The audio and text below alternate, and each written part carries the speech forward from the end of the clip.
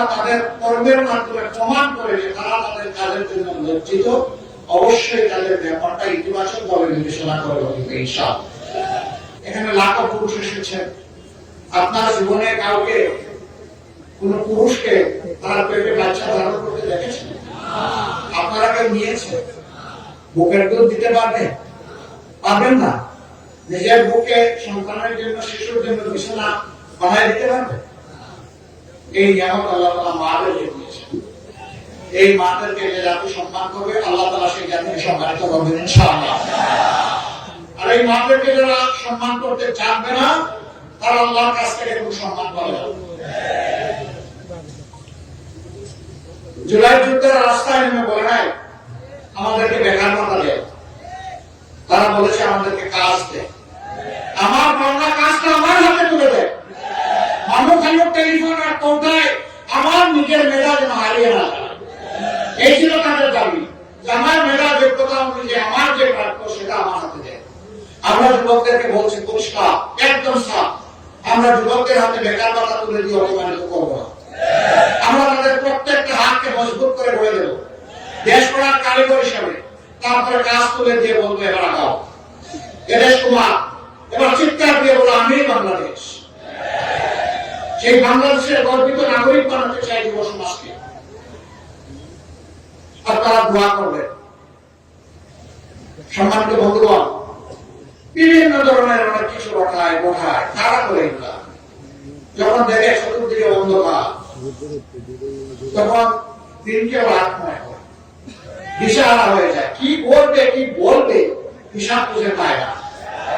কিন্তু মনে রাখবেন, এ দিয়ে জনগণের ভালোবাসার জোয়ার ঠেকানো যাবে না।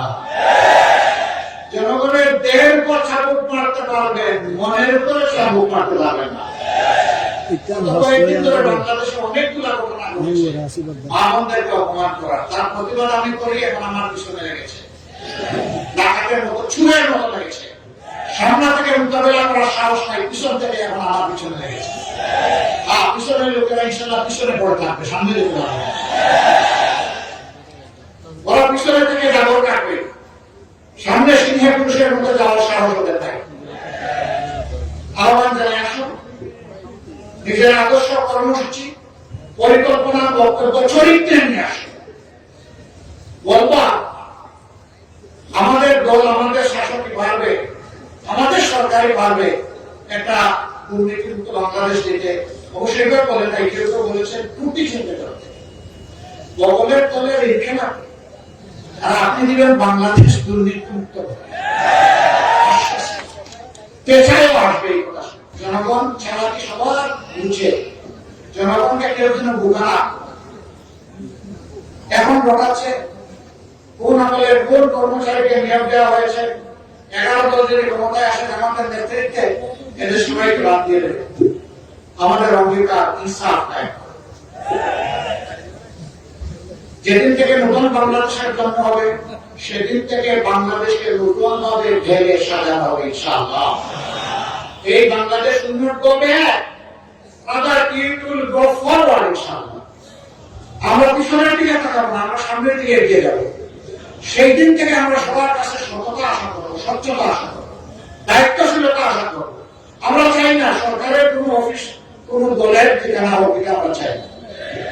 সরকারের প্রজাতন্ত্রের যারা কর্মকর্তা কর্মচারী হবে তারা হবে জনগণের, তারা কোন দলের হবে না, সেটাই আমরা চাই। তারা তখন সব তারা দক্ষতার সাথে এই দেশকে তারা সেবা দিয়ে চলে। তখন যদি কেউ ব্যর্থ হয়, অবশ্যই তার বিরুদ্ধে পদক্ষেপ নেওয়া হবে। অতীতের অনেক কিছু নিয়ে আমরা পারবো না, কিন্তু কিছু বিষয়ে আমরা ছাড়তে পারবো না। আমরা ছাড়তে পারবো না আবু সাইদের হত্যাকারী, আমরা ছাড়তে পারবো না আফরান ফাইদের যারা হত্যাকারী, তাদের শাস্তি বাস্তবায়ন না হওয়া পর্যন্ত তাদের জন্য ছাড় নাই। তাদের সহযোদ্ধা শরীফ উসমান বিন হাদি, তারা হত্যাকারীর জন্য কোন মায়া নাই, দয়া নাই, ছাড় নাই। এদের সহযোদ্ধাদের বিচার করতে হবে, এটা তো ন্যায্যতার দাবি। তবে কারো কোনো বিচার করা হবে না ইনশাআল্লাহ। কোন পাইকারি জরিমানা নাই, ন্যায় ন্যায় সবকিছুকে ঘুরে ফেলার কোন কর্মসূচি আমাদের নাই। তারপরে আমরা কথা দিচ্ছি, এলো খবরের কাগজ, নিখাত, নির্ভীক, নিরপেক্ষ।